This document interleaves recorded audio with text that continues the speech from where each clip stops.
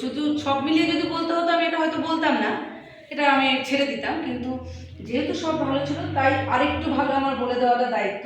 Board ওয়ার্কটা আরেকটু ভালো করলে না বিষয়টা বলে না একটু গুছিয়ে নেওয়া, সে গুছিয়ে নেওয়া হয়ে যাবে। বোর্ড ওয়ার্কটা আরেকটু ভালো করতে হবে। আর অ্যান্সার আমাকে জিজ্ঞেস করছে, আমাকে এক্ষুনি বলে ফেলতে হবে, এক্ষুনি বলে ফেলতে হবে, এই চাপটা নেওয়া যাবে না। জানো তো, আমি তো বুঝতে পারছি যে তুমি সব জানো, তাহলে জানো যখন সেটা রিল্যাক্সে বের করতে হবে। হ্যাঁ, মানে স্যার বলেছে আমি তো জানি এটা, তাহলে আমি বলে ফেলি। যথেষ্ট আমি ভালোগুলো বলছি, যথেষ্ট কনফিডেন্স রয়েছে, ঢোকা থেকে বেরোনো অবধি সমস্তটা ক্লিয়ার ভয়েস, সাবজেক্ট কন্টেন্ট ভীষণ ক্লিয়ার, যেখান থেকে যেখানে কোশ্চেন করা হচ্ছে তুমি বলতে পারছো।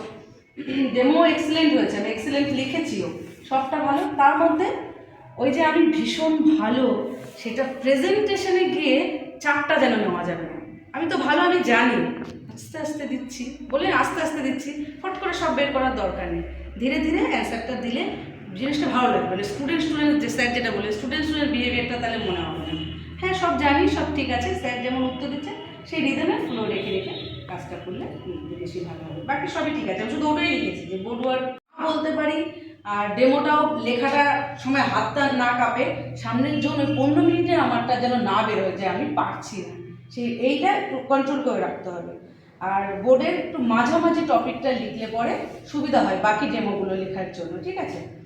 আর আবার সেই মোছার ক্ষেত্রে হাত ব্যবহার করা যাবে না। তাড়াহুড়োতে অনেকে কী করছে, হাত দিয়ে একটু মুছে দিচ্ছে, ওটা করা যাবে না। আর অনেকবার সরি বলা হয়ে গেছে।